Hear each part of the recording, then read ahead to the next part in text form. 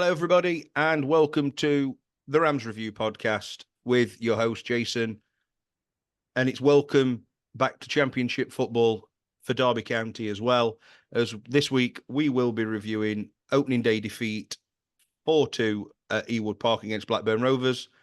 We do have a little positivity to talk about in Derby's 2-1 victory against Chesterfield in the Carabao Cup last night.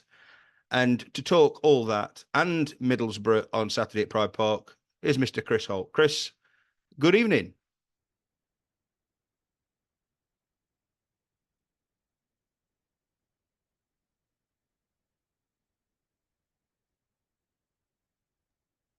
Good evening, Jason. How are you? Yes, buoyed from my sunny trip to Blackpool at the weekend. I did not realise how far away Blackpool actually is from Blackburn. So that was a very long train journey and a very expensive taxi back, I can assure you. But nevertheless, the weekend was fun. But of course, the football, not necessarily so as Derby. As I say, got a slight wake up call, Chris, Friday night. Although they managed to stick 6 packs past Stockport in the cup last night as well. So maybe our pre-season predictions of Blackburn struggling this season, maybe we might be way off on that.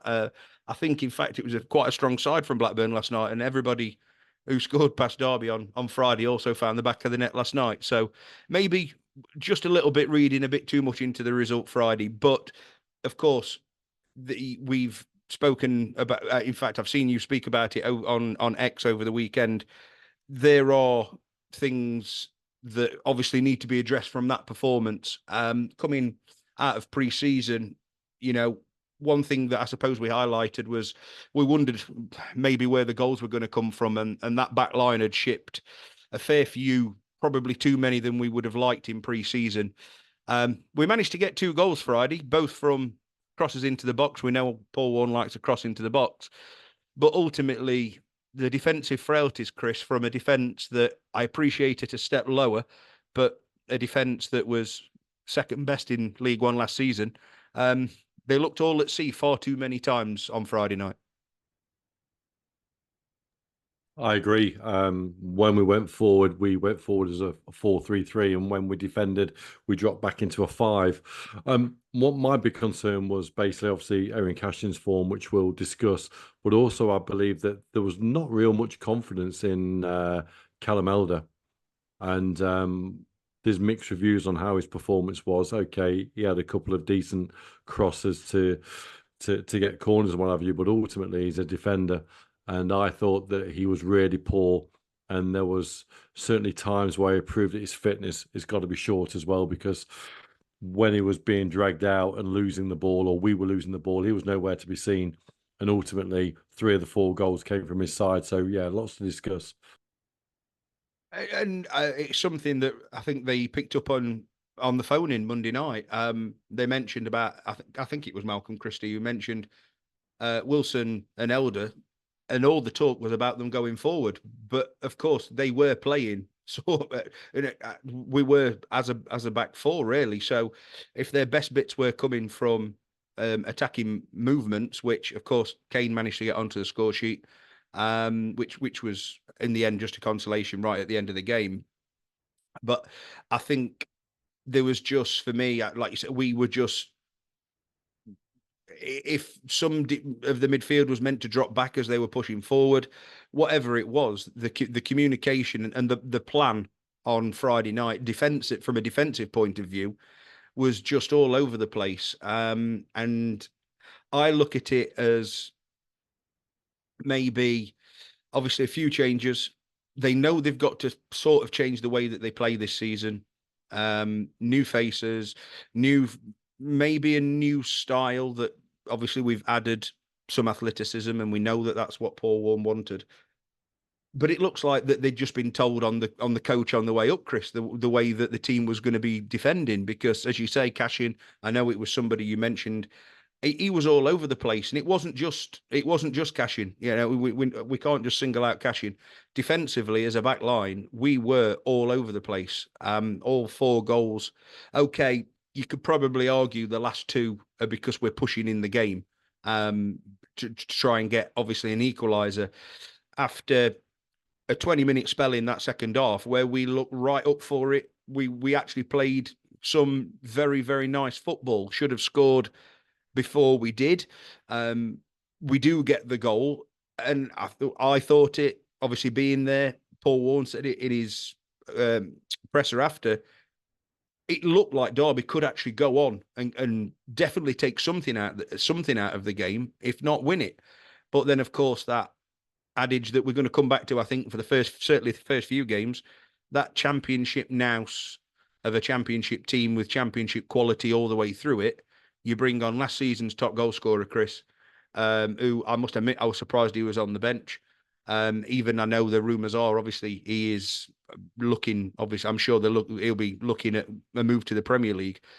But when you bring on that kind of quality, and Paul Warne admitted again, he probably didn't make his substitutions at the right time, and then with that, Derby, I think they wilted a little bit in that final 10 minutes. Something that, again, we know there's a difference in quality and a difference in personnel in League One, but I don't remember too many games last season where Derby sort of wilted under that sort of pressure, if you want to call it pressure, managing to get it back at 1-1. It's not a characteristic of a Paul Warne side that I kind of relate to. So I was a little bit surprised by that as well, Chris, to be honest.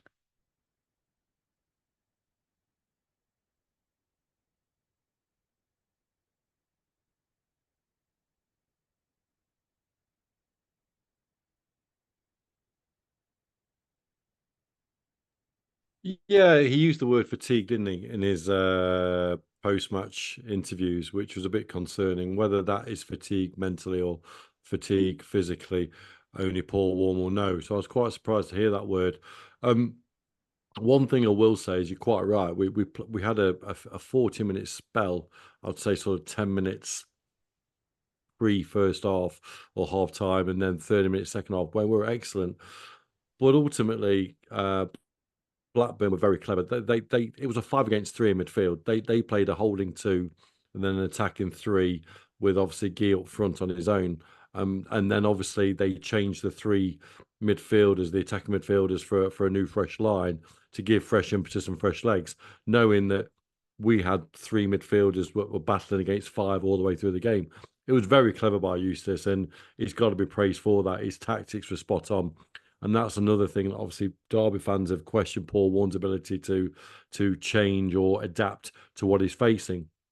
Also, you got to remember, I thought Ozo was poor, but it was his first senior game, so we can let him have that. I didn't think he looked as physically strong as we were expecting.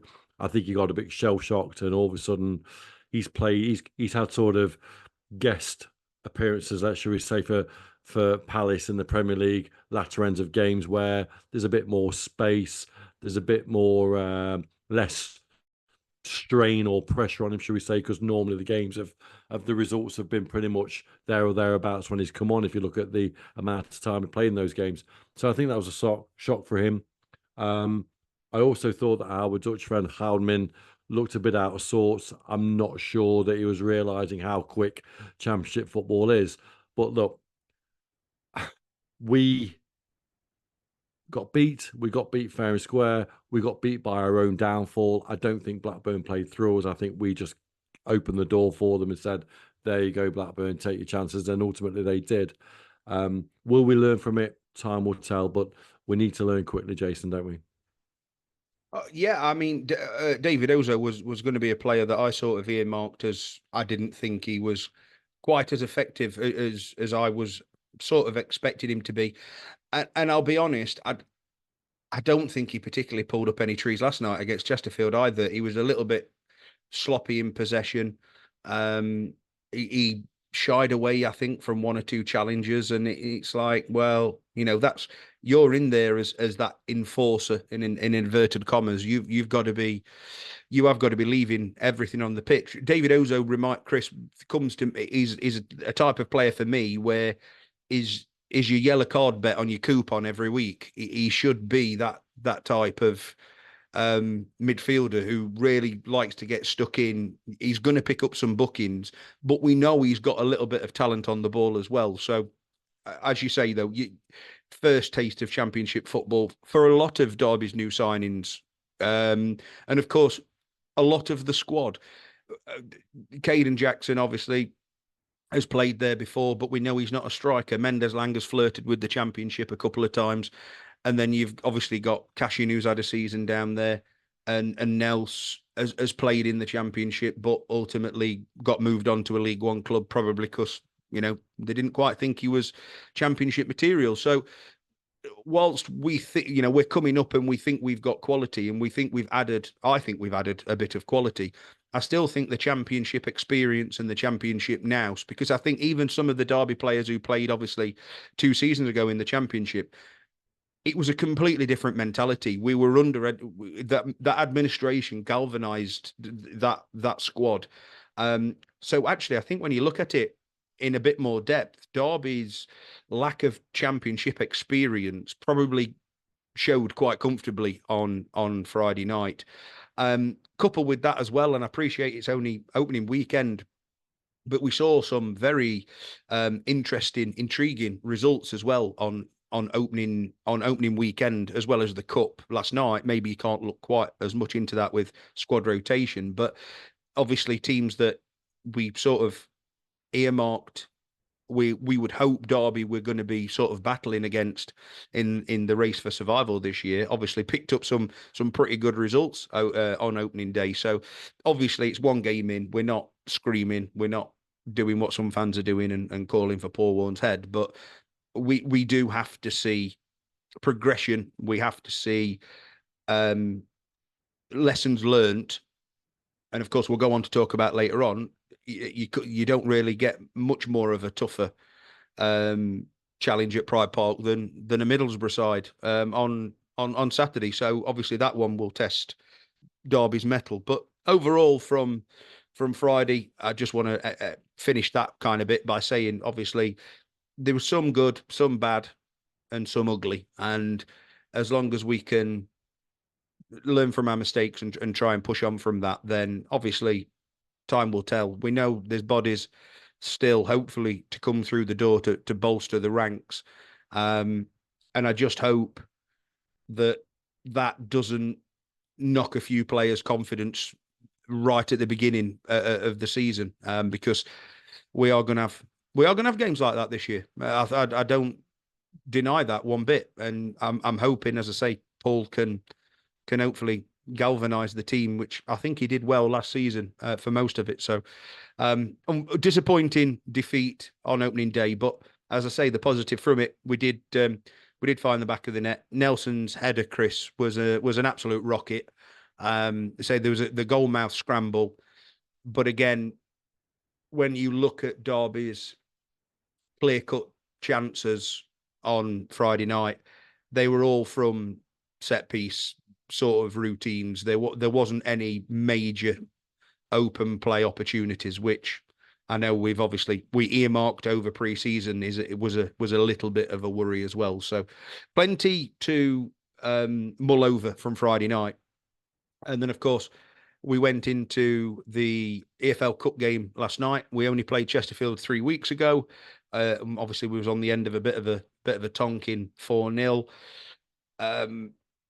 And unfortunately, it looked like it might be going a very similar way after 20 minutes, 29th minute or 26th minute, when Chesterfield, I think, took a bit of a surprise lead.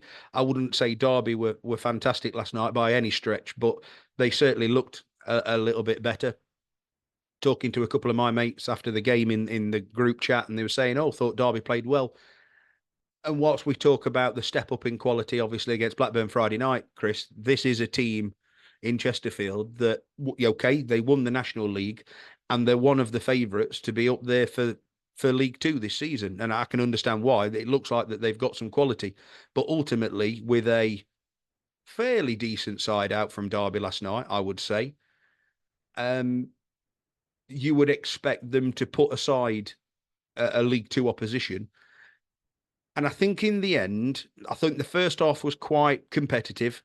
I think as soon as Derby got that equaliser, whilst Chesterfield had one or two moments, the amount of times Derby broke, and that forward play, forward thinking, confident composing in that final third is probably the main negative for me last night.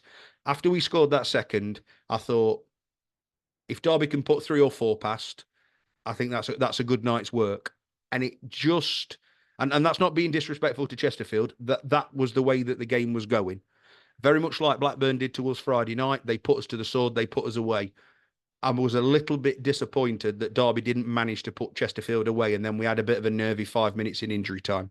But all in all you can do, first competitive game at Pride Park, we're into the next round of the draw, and we've got another 2 goals. And so it's the nice preparation for Saturday, because I think if we'd have obviously lost last night, I think the noises that are already sort of starting to louden a little bit in the fan base would have been potentially even louder Saturday.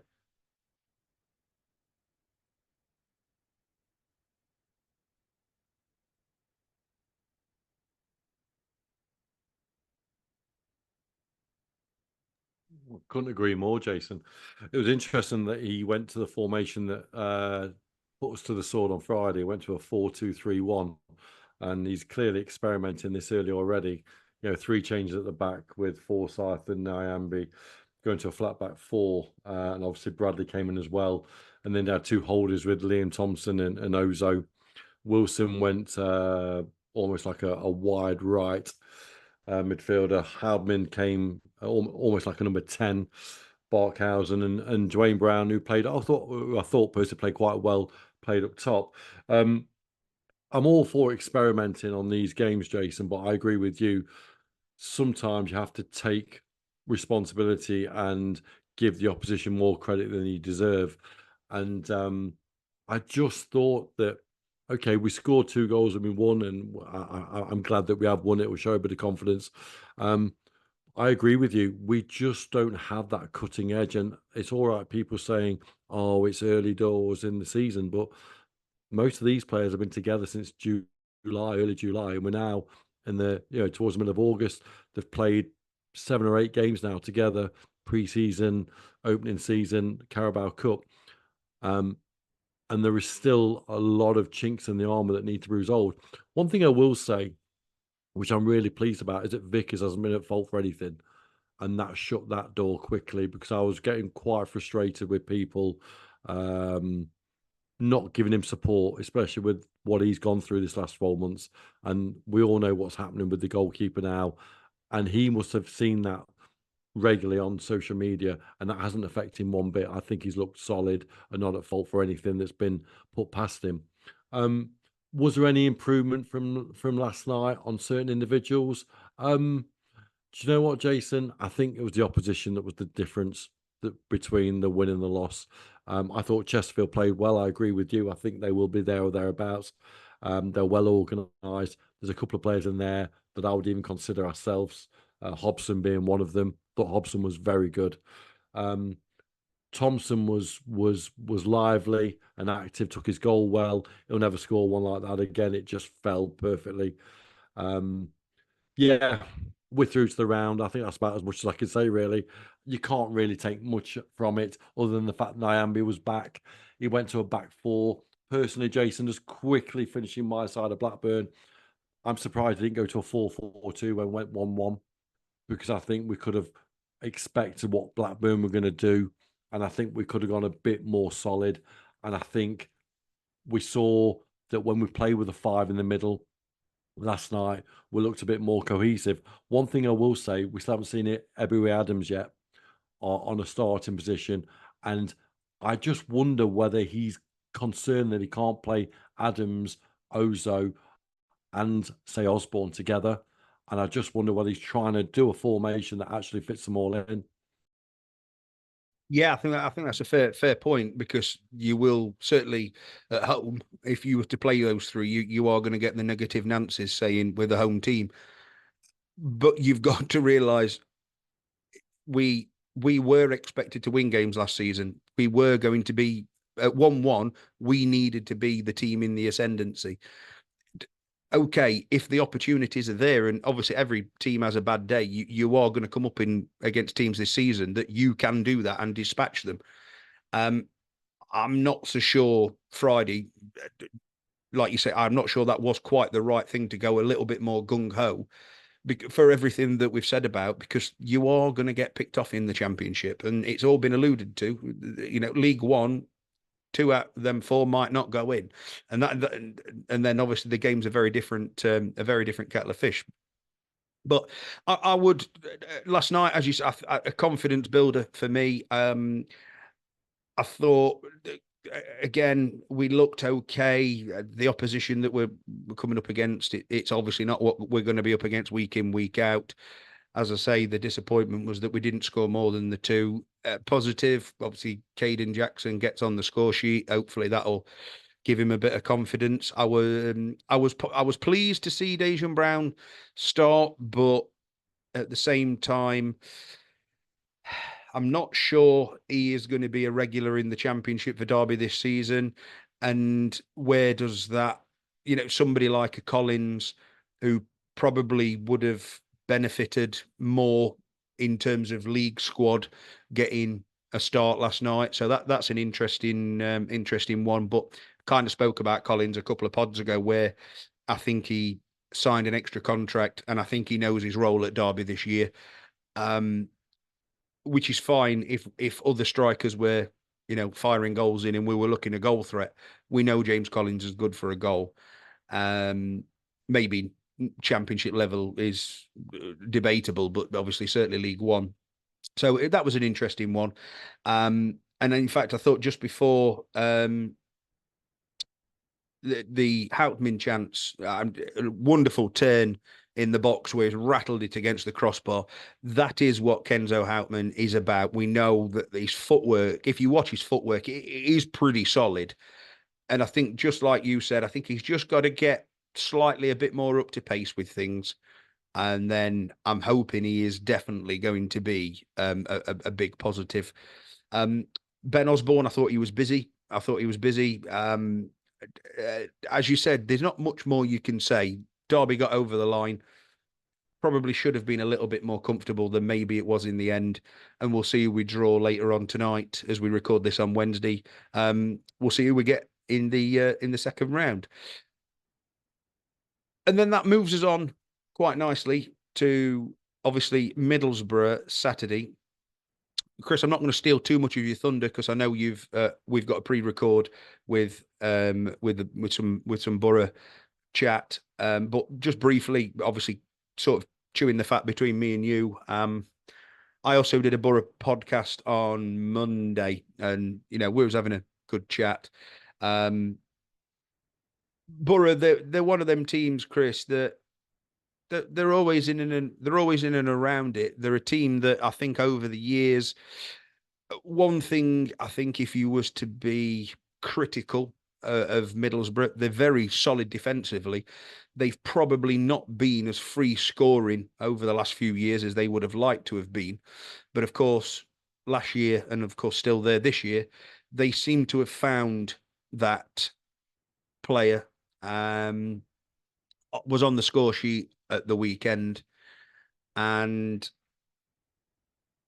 this we said a couple of weeks ago, and I think quite rightly, based on most people's opinions, Blackburn was going to be a nice litmus test to see where Derby were. That's before they've scored 10 goals in 2 games.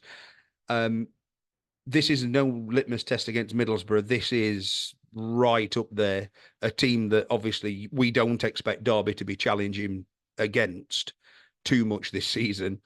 So it would be interesting to see if we absolutely get blown out of the water, Chris, or if I think even if we lose Saturday, which will be a disappointment, but if we can look at it, and again, we can sort of dissect it and say we played well in patches, a moment of brilliance or a couple of mistakes have cost us again at this level, I'm going to be still more optimistic than not.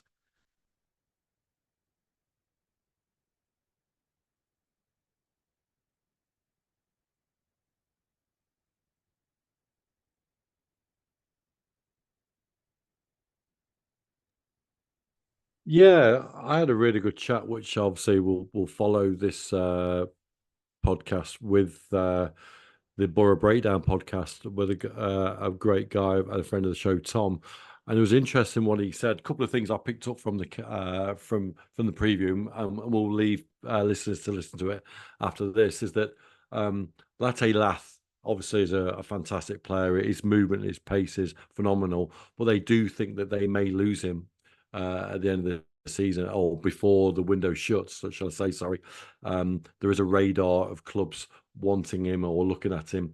The second thing that I picked up was the fact that Swansea, the way he described the way Swansea played and the way Borough picked him off, and bear in mind that Middlesbrough had 18 shots compared to 5, 4 on target compared to none, and only 36% possession. But what they said was is that Swansea just played it wide all the time, and they were reliant on crosses coming from the left. And doesn't that sound familiar somehow? And basically, Matt Clark and the other centre half, the Dutch gentleman, just putty. Thank you very much. We'll take that all day long. And Swansea just didn't have a plan B. And he said that Borough should have, early season form, obviously. Well, we say that, but Blackburn, like I said, have hit 10 in 2. But he said early season rust really prevented them from hitting 5 against Swansea. So it does worry me that he was describing Swansea City, but it just sounded like Derby County, but with a change of name. So there is a lot to worry about on Saturday. But ultimately, Jason, we got promotion.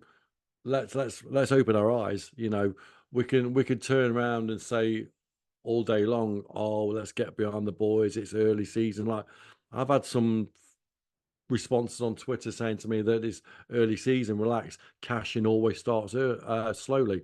This is the championship. You start slowly, and after 5 games, you've got 5 defeats. You're gone. You're not catching 5 defeats with the squad potential that we've had. So I agree with you, Jason. I'd shut shop all day long on this one personally. Don't go for the jugular against these guys because they'll rip us apart. Yeah, absolutely. Well, to round off this section of the podcast, a little bit of transfer news, almost breaking transfer news in sort of the last hour or so. And it's an outgoing. One of the first major outgoings from the first team squad, as Tyrese Forner, as probably expected, has moved on a loan deal for the season to Salford City. So that'll be and I can only assume at that point Chris's contract will probably be up at the end of the season anyway. So, we may well have seen the end of Tyrese Forner before it even began, really, in a Derbyshire. One of those, obviously, that we took the gamble on last season when squad numbers were thin. Some, obviously, as we well know, worked out brilliantly. Others probably not so much. But all the best to Tyrese, and we'll see. We'll see what that the future holds for him. And then, of course, this week's update, if you will. Gardens have signed a goalkeeper. We believe he play. We believe the last game will be Thursday night, and then we'll have our new Swedish goalkeeper, and I would assume our new number 1, Chris. But other than that, I haven't seen too much else on the grapevine. Obviously, the action on the pitches has taken over all the people on Twitter and the constant rumours. Yeah, I'm absolutely spot on, 100% with you regarding Tyrese Forner.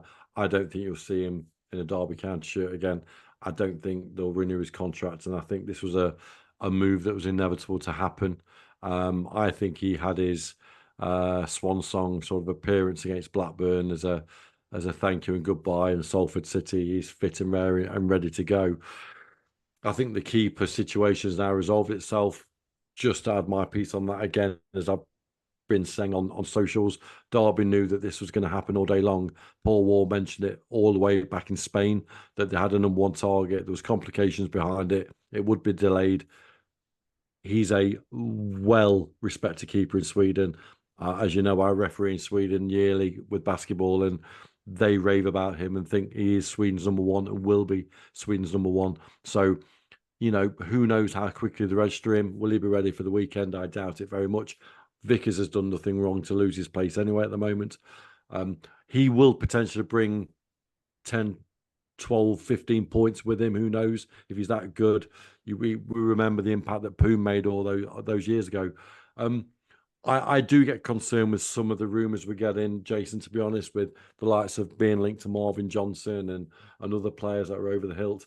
And obviously fans are questioning what on earth the recruitment team are doing, especially with the Mo Babbitt in the building and Ed Smith and other people who've got this sports science and performance directorship over their heads. Look, we have to trust the system. We have to trust what the likes of Stephen Pearce are saying.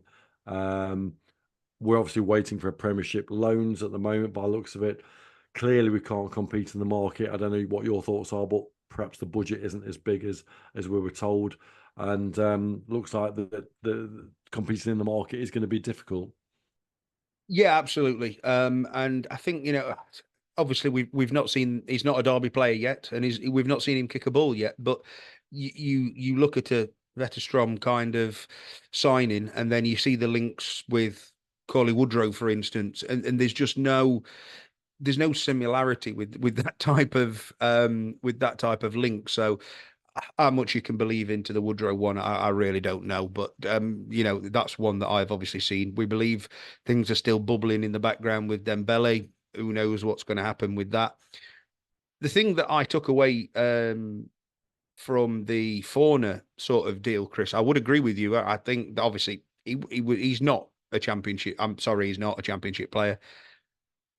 That frees up a space in the squad. That frees up a budget, and I don't know if Derby are quite in the realms of one in and one out, but it'd be very interesting to see now that one has been announced as a departure, if that doesn't see somebody coming into that position and another position. I think we're pretty stacked in midfield. I would say we probably need something a little different in midfield, another Houtman or probably something a little bit more attacking in that midfield. But it would be just interesting to see if that first outgoing starts to allow Warren to shuffle the pack a little bit, and we don't see an incoming in and around other than the goalkeeper in the not too distant future. Yeah, we've also been linked with Daniel Jebison today, who's just signed for Bournemouth, hasn't he? And he's got potential and power and pace up top. England international age groups. What I'll say finally on the transfer aspects on the window, I was like you. I was absolutely flabbergasted when I saw Woodrow's name being linked, when surely should be going for Joe Taylor from that club. That lad at 21 years old with pace to burn ripped us apart last year when he was at Lincoln, and if it wasn't for his finishing that day and good goalkeeping, to be fair, we would have been absolutely blitzed. Let's see. Jebison's an interesting one. I like him. I'm not sure how good his scoring record is. I know he hit in a few for Burton Albion, didn't he? He was on loan there, and he scored a few for Sheffield United when he was on loan. So let's see what comes from that. Ultimately, Jason, we have to trust this team, don't we? Yeah, it is all we can do, and of course, with still just a little over 2 weeks of the transfer window, I am fully expecting some more movers and shakers. As I say, I think a bit more championship now is required, and then there could be one or two unknowns. We just don't know. For every Premier League loan that comes in, one works out, one doesn't. So we'll just wait and see. Nobody's under any illusions, including the management and the club, know that we need more players through the door. So I would fully expect to see at least 3 or 4 more come through before the end of the window, and probably going in the same direction, at least that number, if I'm honest. So it is all we can do, and I'm hoping, obviously, Derby fans' first game at Pride Park on Saturday, first time back in the Championship for 2 seasons at Pride Park. I'm sure the atmosphere will be rocking. We've gone the last 30 minutes without even mentioning Middlesbrough's owner. For me, it's in the past, but it was a question that got brought up on Monday night in the pod that I had with the Boro fans, and they asked if he'd be welcome. I said probably not. But there is needle between Derby and Middlesbrough because of all that. So I'd expect a good atmosphere, and as I've said before, and I'm sure we'll say a few times this season, Pride Park will win Derby County points this season. The atmosphere, I still think, even in the Championship, is worth points to Derby at home. There's no two ways about that. Against the likes of a Middlesbrough, maybe not. They're well versed at this level, so maybe not. But I'm looking forward to going back to Pride Park, Chris. As I enjoyed my trip to Ewood Park. It was a ground that I've never been to before. I got to tick it off. It's one of the very few up in Lancashire that I've not been to, so it was great for that. But ultimately, I'm looking forward to getting in my seat at 5-3 on Saturday, ready to watch Derby play some Championship football for the season. So, as always, best of luck to them, and obviously the next couple of weeks on and off the pitch are going to be as busy as ever. Big 2 weeks ahead, Jason. Absolutely. I think it could be the most important 2 weeks of the season, because I think come January, if we don't get this transfer window right, and we are in the mire and potentially behind on points between 6 and 10 points, we just haven't got the budget or the facilities or the capabilities to turn that round. Pride Park. Let's see. Let's have 32,000 there. Let's get a sellout. It's feasible. There's still tickets available, but Boro are going to bring 2,000 or 3,000. We know that. They're great fans. And again, like you said, it's another bar to see where we're at. So, let's see what happens, Jason. Well, that's it for this section of the podcast. As I say, we've got a full preview that Chris recorded earlier on this week with the Boro Breakdown. We've also got Jack's insights to the start of the Rams women's team and what's been going off with those over pre-season. That's all from me and Chris for this week. Chris, thank you very much for joining, mate. Always a pleasure, Jason. Catch up soon, mate. And until next time, up the Rams.